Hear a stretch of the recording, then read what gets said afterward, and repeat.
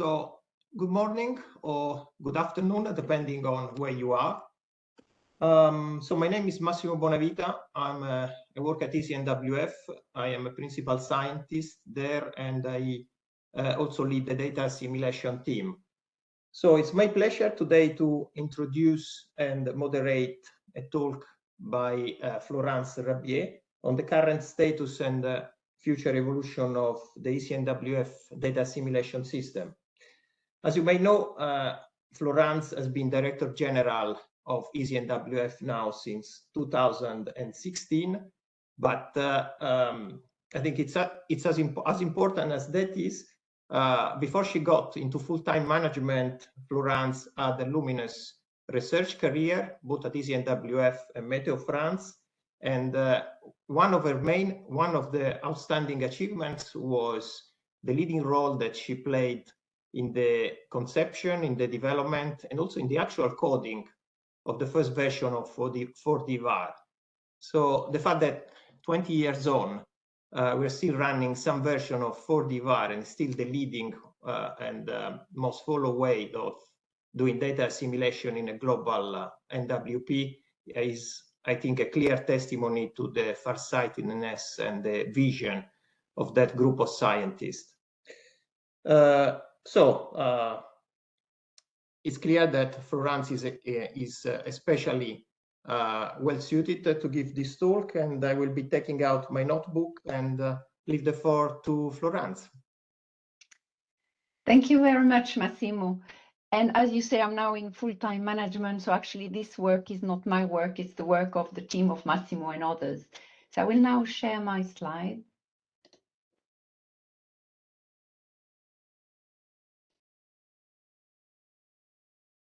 And I will be, yes, hopefully you can see my slides now. So first of all, it is a pleasure to talk after Mr. Sato, and it was a very impressive talk of everything that is being done in JMA. And I would like to comment that we have a strong collaboration with JMA, with some scientist exchange, and as well, everything I will present is of course ECMWF work, but we are collaborating with a lot of other institutions around the world. So the overview of this talk, first of all, I will spend a lot of time on the current data assimilation system, although in a very broad way, and then the future evolution. Then I will say a few things about how we can use data assimilation to guide the future observing system, in particular constellations of satellites.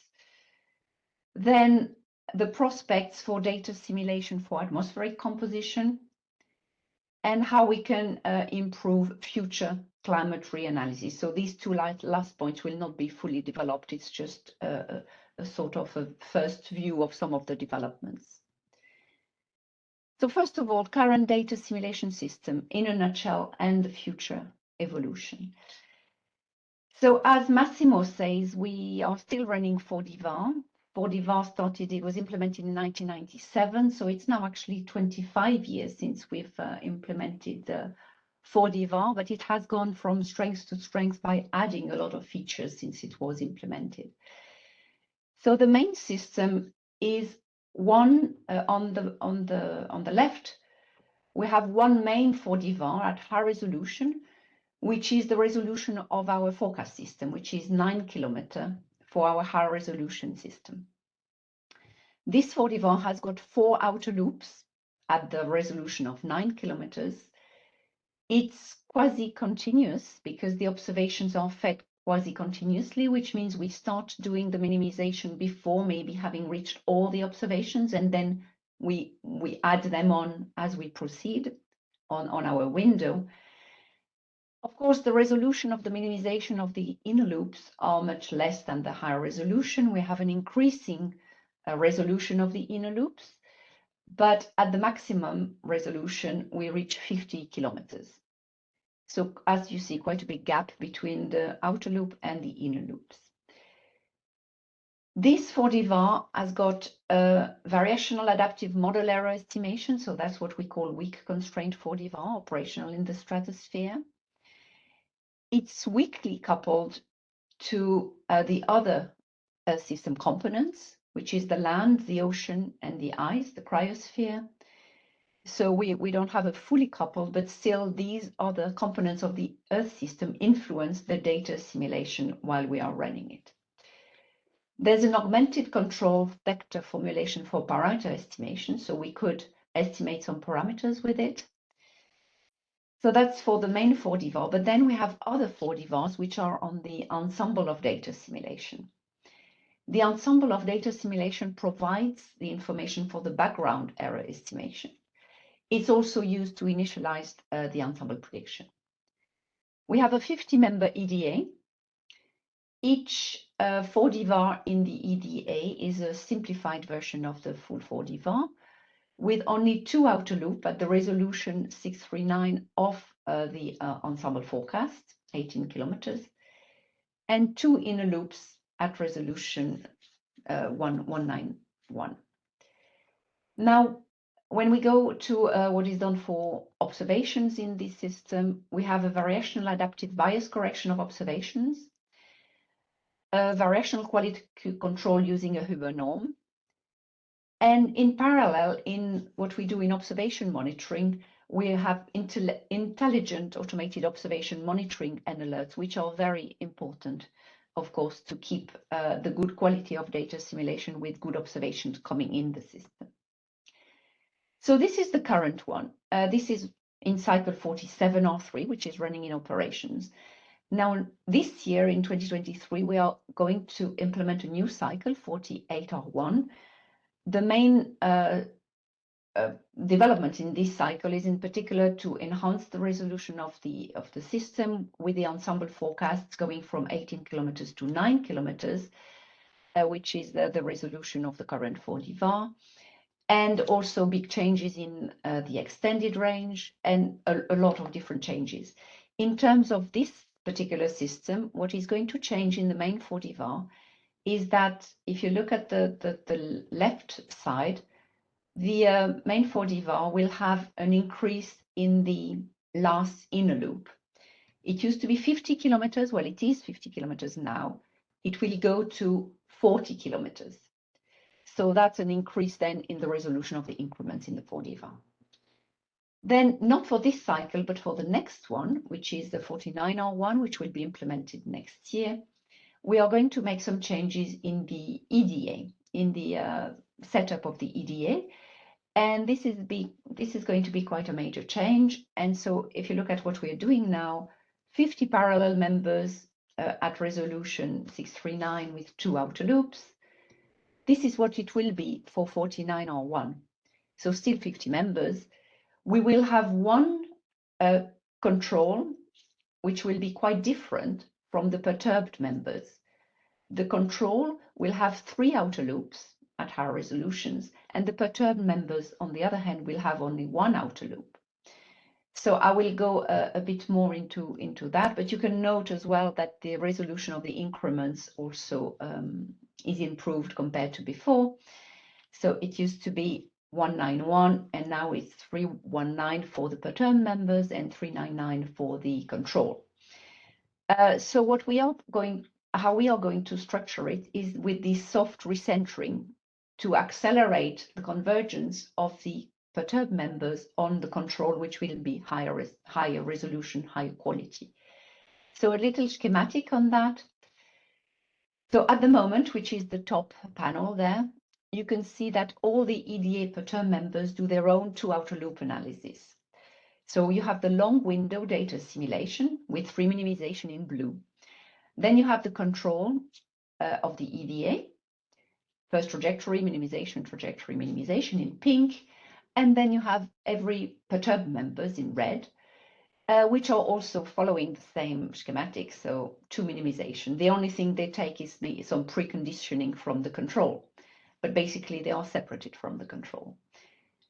Now in the bottom, this is the configuration that will be there for 49R1.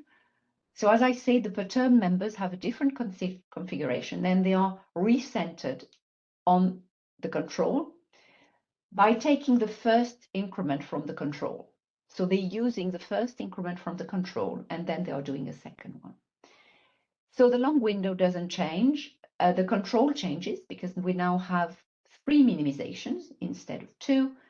We have also a higher resolution. It will have the full resolution. And now the perturbed members in red wait until the first minimization, mean 0 there, of the control is done, and then they do their own trajectory and second minimization. So this is actually an economical way of doing EDA by having higher quality. In particular, the control is much more accurate. It's more expensive. So then we can do the other perturbed members efficiently based on taking some information from the control.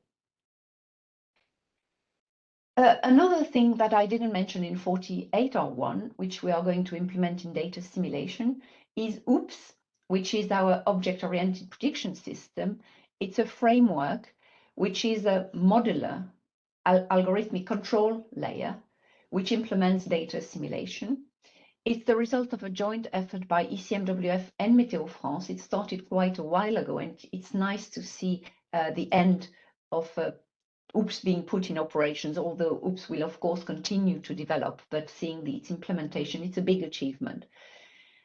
So the idea, why did we develop that already 12 years ago, was to separate the general algorithmic level from the complex implementation, so that it would be easier for people to grasp data assimilation, for newcomers, new scientists to get into data assimilation, but also it will be easier then to prototype new algorithm. So what will it allow us to do? And we have already started to explore new algorithm with these OOPS, although we are still, of course, doing this for DIVA, as I said. But we are starting to integrate some elements of machine learning into the 4DVAR framework for model error estimation and correction. This was done in the OOPS context. We are developing a dual configuration model for atmospheric composition applications with a different resolution for the different increments. Saddle point for formulation, Météo France has implemented the 4D ensemble VAR in OOPS, randomized preconditioner, coupled data simulation, etc. So it already allowed us to develop some research, and this will now be the basis for all the developments in operations and in research. Now, what about the future of, I mean, of course, this was already a glimpse into the future cycles, but there are 3 lines in the evolution of our data simulation methodology: the move to higher resolution, more coupling of all the data simulation components, and some emphasis on parameter and model error estimation. So starting with the first one, higher resolution. So what do we need as a resolution for our data simulation system? Well, obviously, we need to capture the scales that are required to initialize our global forecast models to give them the best quality. And not only for our global model, but also, of course, they are providing boundary condition to limited area models run by some of our member states. So we have to think about that as well. We also have to have sufficient resolution to fully exploit the different observations, satellite and in situ, so that we can improve skill, but also, justify the investment in all these observations that actually maybe we are under exploiting. So in terms of resolution of the inner loop, as I said, we are at 50 kilometers now for a 9-kilometer outer loop. Is it too coarse or is it sort of ideal? Well, the experiments we did with the higher resolution, 40 kilometers, shows some quite good improvement. And this is why we are going to implement this in the next cycle. So you can see that the blue things in the short range, but which persist as well in the medium range. So of course, looking at observations, we have these in particular images for geostationary satellites. Are we going to simulate some of these before assimilating these observations? We have to be able to simulate them not too badly. Well, as you can see on this plot, you can see the real observations on the left and our simulation from a 1.3 kilometers model of the IFS. Of course, it's not perfect and the cells are not always located at the right place, but as you can see, we already have some skill in simulating these sort of patterns. Of course, we don't run that in operations. This is really, very cutting-edge research to run these models, but it shows that we might be able in the future to operationally run some of these models at very high resolution, which means that then we will be able to simulate observations and then assimilate observations. So what are the drivers and the challenges for moving to kilometer scale? As I said, resolution of the observations, this is an example of the 1 kilometer resolution geostationary I presented before. We also have high frequency observations. For instance, they can be provided every 10 minutes or so. The types of observations used, we are going to expand our range of observations used. At the moment, infrared microwave, we might go to visible in the future. Of course, we will have to work on the observation area covariance estimation. We have some challenges, which is what will be the accuracy or the stability of tangent linear inner joint models. Of course, in 4D we rely a lot for the minimization on tangent linear inner joint. This is an open question. How will they cope at higher resolution? So we will have to optimize the resolution of inner and outer loops, the number of outer loops, and of course the resolution and ensemble size of the EDA. But we think we can do that, and we can do intelligent science going into it. So this is science. This is not just an engineering task. Of course, in data simulation there is a lot of engineering, but it's also putting some more science into it. Of course, we will exploit the new HPC technology. We will have always to think about efficiency, coding efficiency. OOPS can help us with that. We've started doing single precision in the forecast model, in the atmospheric forecast model. Maybe we can implement that in in particular the trajectory of 4D. Optimization with soft-centered EDA. We are going to implement this, as I said, but so maybe we can further optimize that in the view with higher resolution. We can maybe be more efficient with machine learning, including more machine learning methods into our data simulation. Maybe we can emulate some parts of the model. Maybe we can emulate tangent linear and adjoint models with machine learning. This is all to be seen. We can be more efficient in using a lot of observations as well, in particular PCA for compressing the observations information. Continuous DA, we will continue doing that. And something new that we are working on is working on variable extending windows. So this is an explanation of how it is. As I said, for the time being, we have a fixed window, but we allow some observations to come at the end. So this is extending it, but actually starting with a shorter window. So typically a 3-hour window, a 4-hour, 12-hour 4D VAR. So if we start assimilating the observations in a 3-hour window and then extend it to 6 hours, to 9 hours, and then 12, then this allows us maybe to have more outer loops than doing the whole thing for 12-hour window. Because when you, on the right, if you see, we have for minimization for outer loops, but we have not converged. This is not the optimal setup. You could see that there would still be improvement if we had 8 outer loops compared to 4 conventional outer loops. So this will allow us to have 8 outer loops, but of course not all at the same resolution. So that's the idea. The motivation is having more outer loops, also better handling of non-linearity. So we will converge gradually by extending the window. We will have already converged at the beginning. The computational cost is important, of course, so we could spread the cost throughout the day, so not to all before the cutoff time. And then we could have a potential to simplify multiple operational configuration where we have an early delivery, boundary condition, long window DA into a single DA system that would be extended. So how it fits the observations, this is the on the left. So I've already showed the improvement on the right, but typically on the left, the right-hand side panel of the left figure is the minimization when you, the fit, when you have all the minimizations on the whole window. So you start, of course, being quite far, and then you minimize and you minimize and you converge. On the left, the little blue line there is when you use just a few observations, and then you extend and you extend until 12 hours.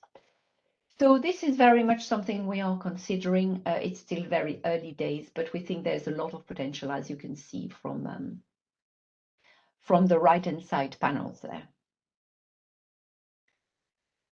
Another area of development is to couple better the data assimilation components of the Earth system. So again, why the motivation? Well, it's quite simple. Nature is coupled. So what we are describing in our system is all these parameters. So we have atmosphere, temperature, composition, we have the wind, we have ocean dynamics and waves, but also temperature and salinity. We have the sea ice, snow cover, land surface. All this is part of our system and in our forecast, and we initialize all this.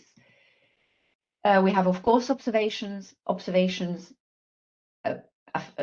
describe all these different components. Some observations, of course, see more than one thing. So they are not just seeing the atmosphere or not just seeing the ocean, but they actually see both. YASI is a good example of this.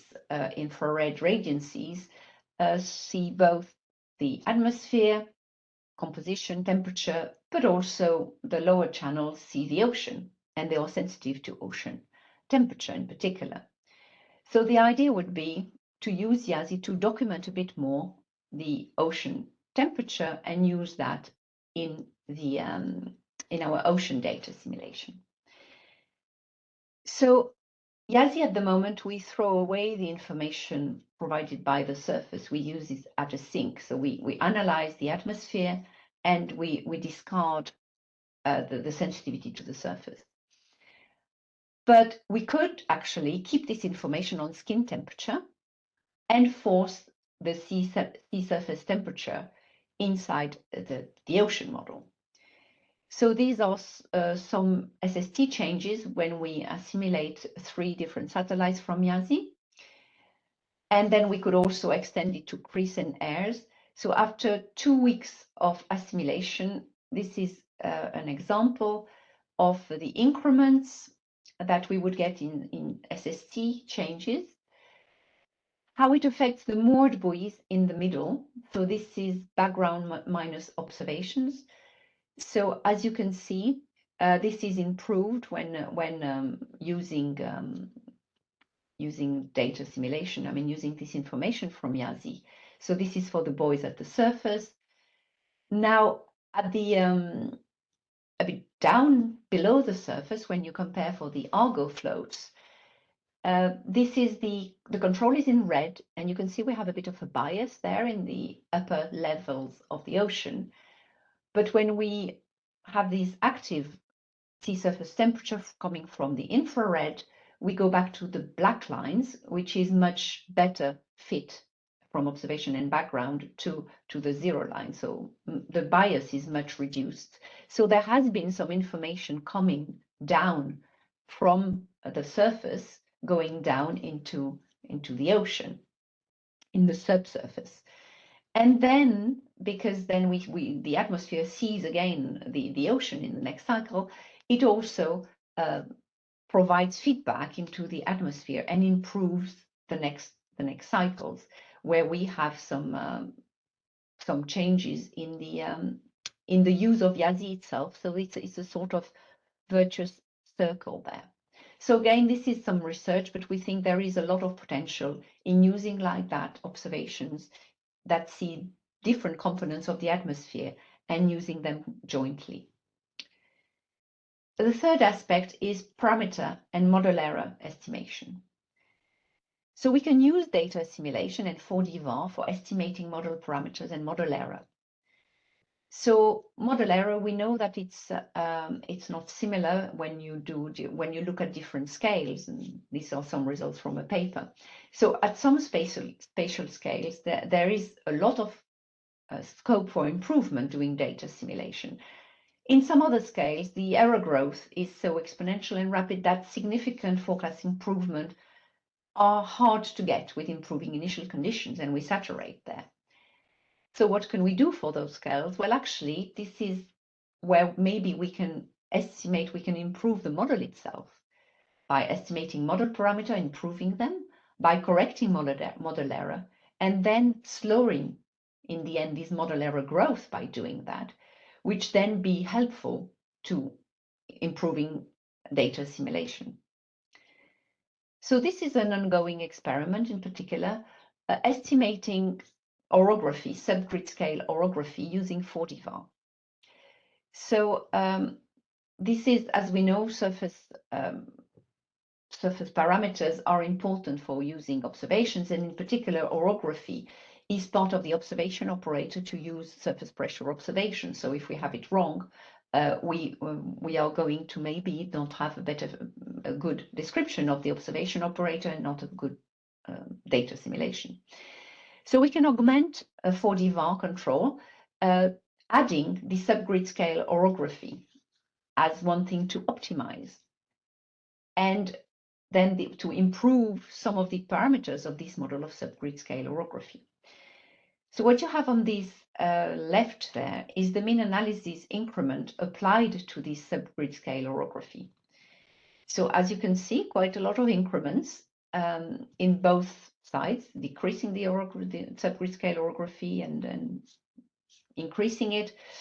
In particular, quite large changes over Norway and over the Alps.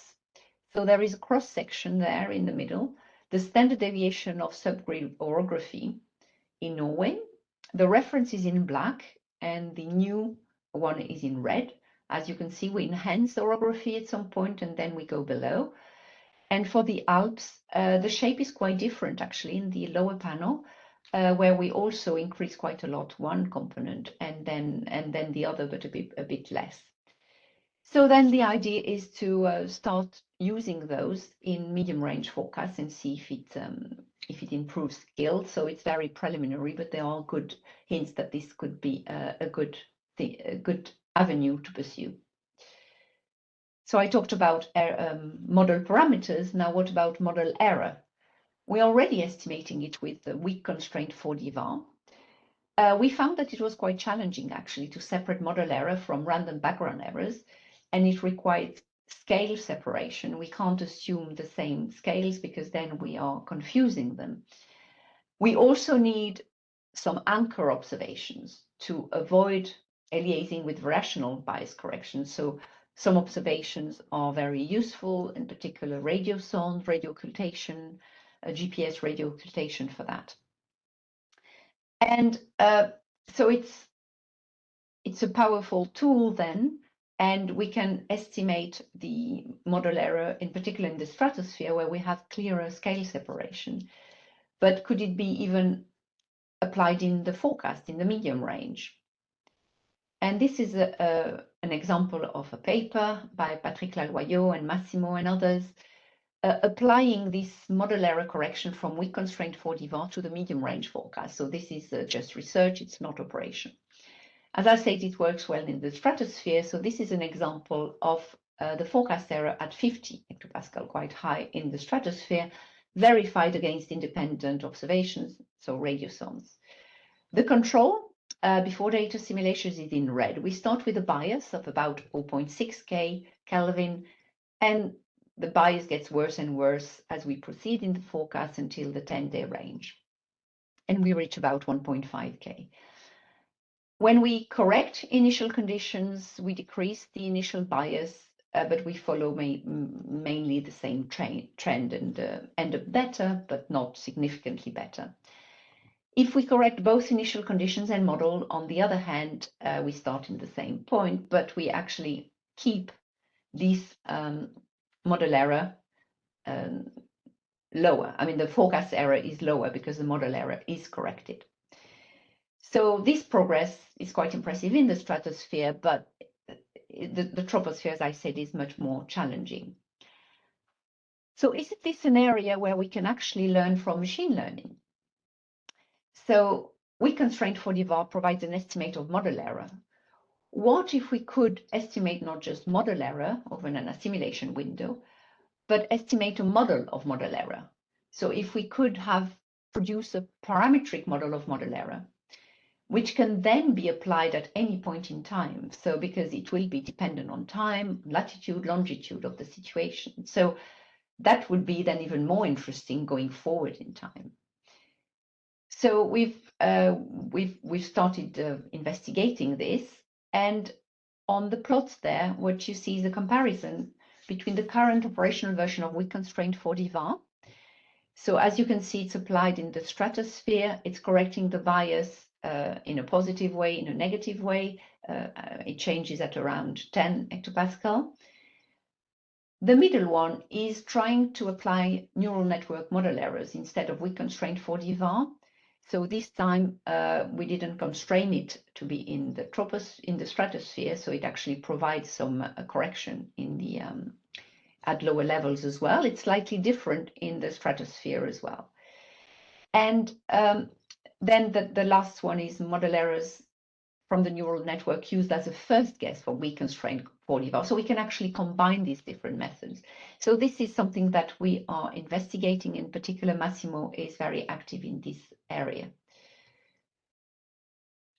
So now, getting away from our current data simulation and the prospects for it, what about guiding the future observing system using tools from data simulation? We are doing a lot of experiments in that directions, applying our ensemble of data simulation to guide the future observing system. In particular, we've done it quite a lot for satellite agencies. One of our first applications of the EDA for that was using radio occultation in particular, but this is now using microwave sounders. So we have the idea is using the spread of the EDA. So the EDA is an ensemble of data simulation. Spread, of course, means that there is more uncertainty, and the uncertainty means more error. So the idea is when you add more observations, the spread of the EDA decreases. And that applies with real observations, of course. It also can apply to simulated observations. And the idea is to combine real observations with simulated observations in the EDA and see how much the spread is reduced, so how much there is uncertainty reduction.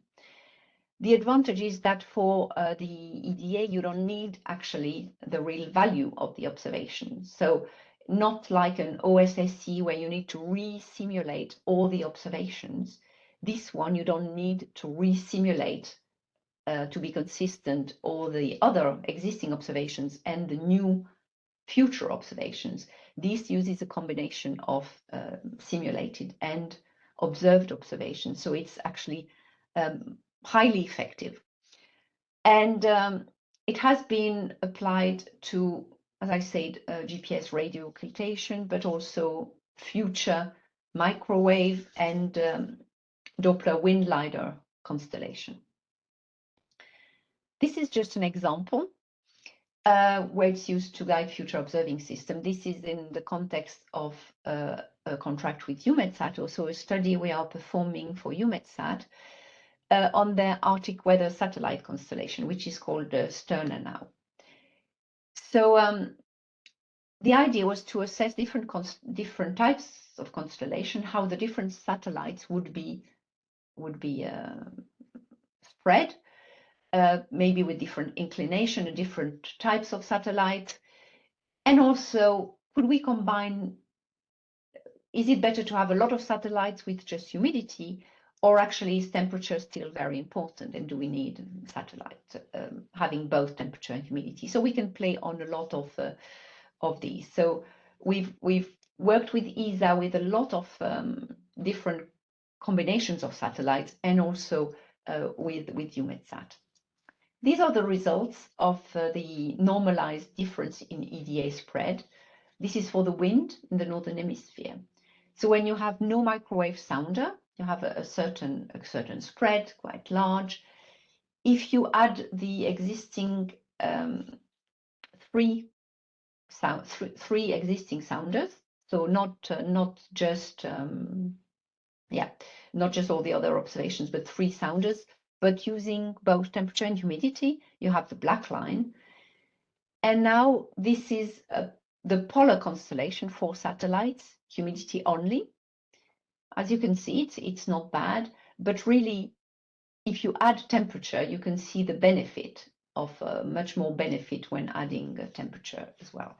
There are many, many more results on this, and Niels Bormann is and others are doing a lot of these studies, but this is just to give you a taste that this can be used and is currently being used now to guide the design of new constellations. We have also verified against, simulated what we can anticipate and what actually happens, and we think we can have good confidence in this to guide the development of the global observing system. Now, very shortly, an example of data simulation for atmospheric composition. So this is not the atmospheric monitoring system that we use. This is really trying to get information from atmospheric composition to do wind tracing in 4D-VAR. We've thought a lot about doing this wind tracing with ozone. For the time being, we didn't have very much success, but in a way we have this success with the water vapor at the moment. So 4D-VAR advection of water vapor is actually a vital source of information for NWP. And this is an example on the left here. You have the humidity increments from geostationary infrared radiances on the top and the associated wind increments from the infrared radiances. So of course it comes from different aspects of the 4D-VAR, but not just from the wind tracing, but we know there is huge potential. So of course, what we want is to modify the composition locally, but here we're really interested in the advection. That means that we can have wind increments. So the tracing potential is actually linked to the relative spatial gradient. So the relative spatial gradient of the different components. So then we can analyze the relative tracer gradients for different constituents.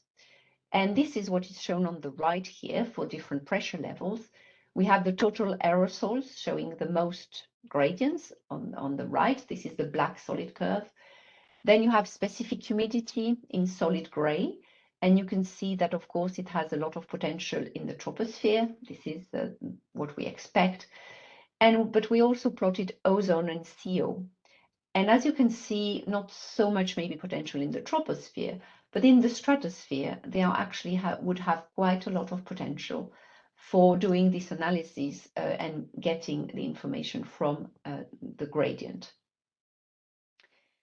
And the last topic is data simulation advances to improve future climate reanalysis. So I won't go at all into the whole reanalysis, but what are we thinking on now for improving from ERA 5 to ERA 6, which will be our new reanalysis in terms of what data simulation method can improve? What we know is that reanalysis is poorly constrained when we have few observations, for instance, before satellites. And this is quite understandable because we then are having the model error popping up much more.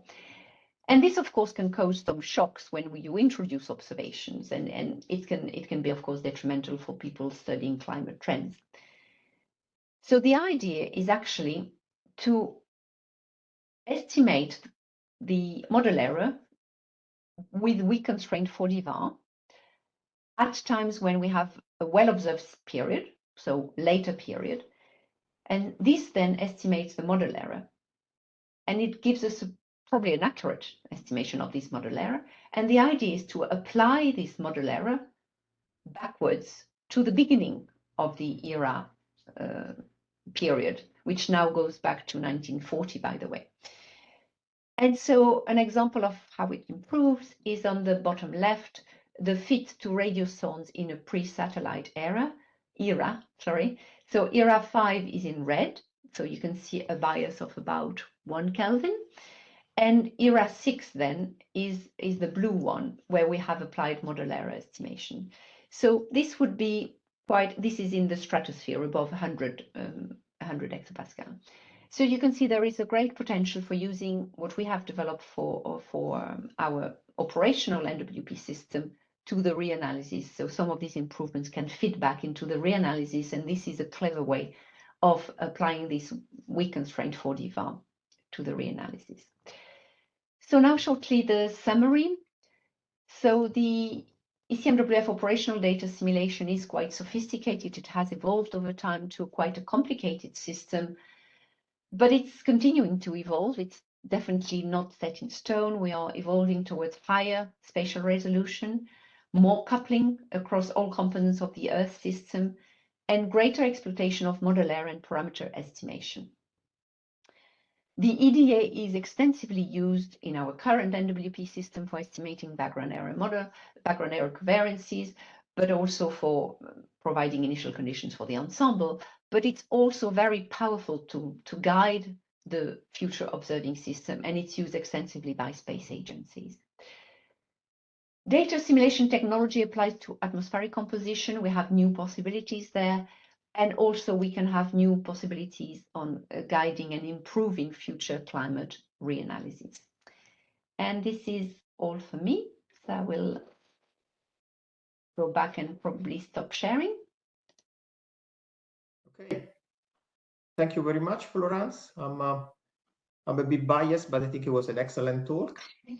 It was all your results. By the way, you can contribute to answering the questions, Massimo. Feel free. Okay. Yeah, there are a few questions in the chat. So the first one is from Michael Dennert, and he asks, how does the new configuration of the EDA with the high resolution control and less accurate perturbed analysis members affect the quality of the perturbed forecast? Mm-hmm. Over to you. Yes, so the soft-center EDA, the perturbed forecast that we get from the soft-center EDA are better than the one that we are getting from the current setup of the EDA, both in terms of mean forecast error and probabilistic scores like CRPS. And this comes from two facts. The first fact is that the center of the distribution is closer to a high resolution control. So the center of the distribution is more accurate to start with. And the second is that since we only do one minimization, we basically end up with having more spread than the current EDA. So the answer is yes, it's better. So now the second question from Christoph Schraff, and he's asking, how is subgrid orography used in the observation operator for surface pressure OBS? I'll take that one if you want. Yeah. The orography obviously takes a role, but yes. Exactly, I wouldn't know. Yes. So, I mean, really, the parametrization that we are targeting there is the orographic gravity wave drag, and the standard deviation of subgrid orography is a key component of that. So at this stage, we've chosen that because it's observable. So from a model parameter estimation point of view, that means that surface pressure observation have a significant correlation with this parameter. So from the correction that the estimation implies for the standard deviation of subgrid orography, then we will imply correction to the free model parameters that are used in the orographic gravity wave drag. So it's a bit complicated, but it's work in progress, and we are hopeful that this will provide a pathway to use parameter estimation in a more systematic way for model development. So, okay, next question, Prashant Kumar, how can you confirm uncorrelated error constraints between the neural network-based model error and the background errors?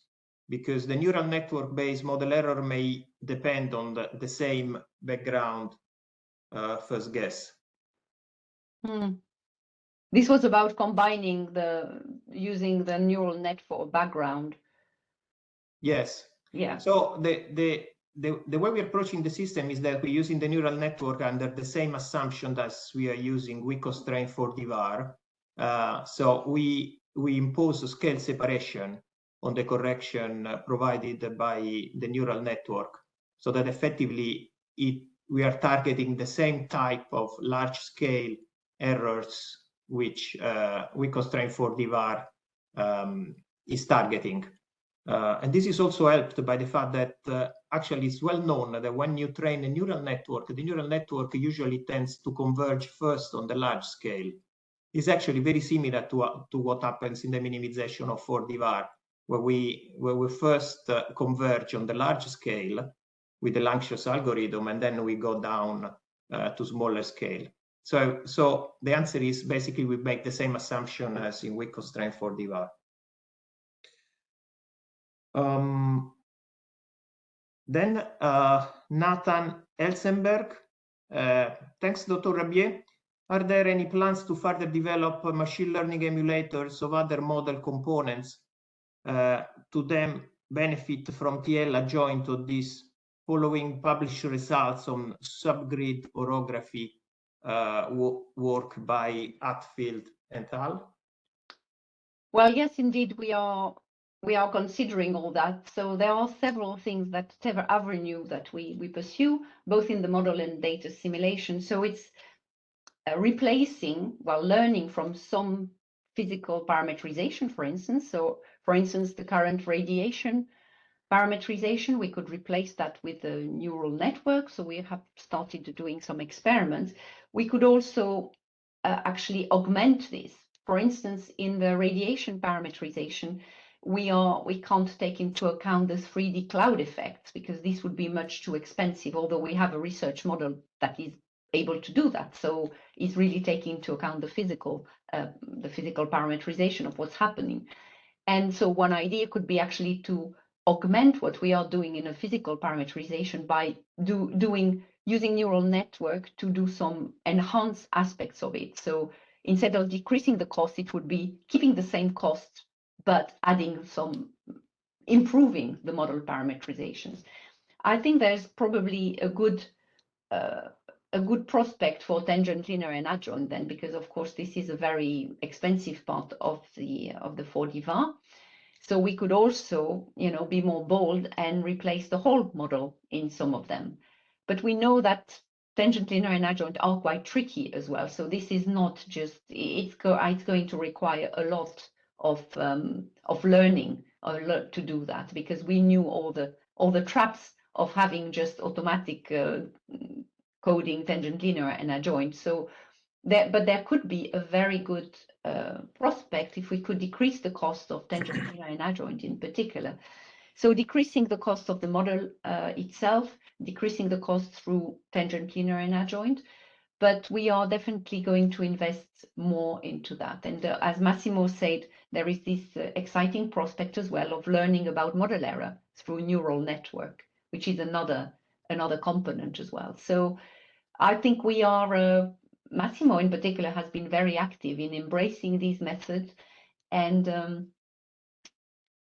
we also have some other developments for assimilation of CIs that have been presented recently at the center. So we are embracing these methods and looking at where we think we can combine what we are doing with machine learning. Thank you, Florence, for the endorsement. So this brings us to the next question by Lars Nerger, which is related actually. Says, for DVAR depends on the accuracy of the adjoint integration. How well is it expected to work for even higher resolution and hence nonlinear process and hence processes with higher nonlinearity, are there considerations to assess, for example, particle filter schemes for the DA at ECMWF? Okay, so we are not yet in particle filter domain. We are still continuing to push our 4D VAR as far as we can. And I think the developments of having these extending window, for example, is very good for handling nonlinearity and getting the tangent linear maybe to be more accurate for longer. So there are some developments we can do to get the tangent linear android less sensitive to nonlinearities.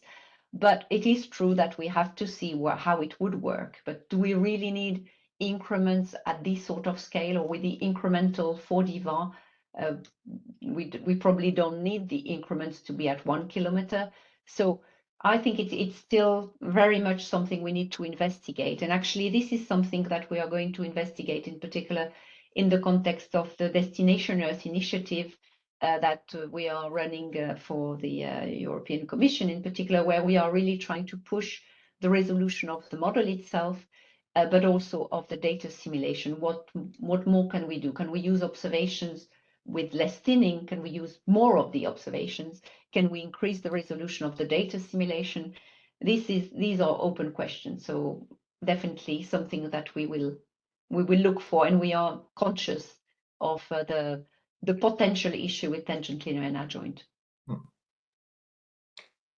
Yes, I thank you, Florence. I would just like to add, linking back to what Florence was saying before, that if we make good progress with machine learned emulators of component of for example, the physics that we have in the model, if these emulators are good enough, and we have examples already that they are good enough, then they already come, because these emulators are basically produce differentiable models. So they already come equipped with their TL and adjoint. And this could actually be a long-term path for the evolution of 4D VAR. And final question from Takeshi Enomoto. Model error may change depending on seasons, for example. How do you apply the estimated model error to the pre-satellite era?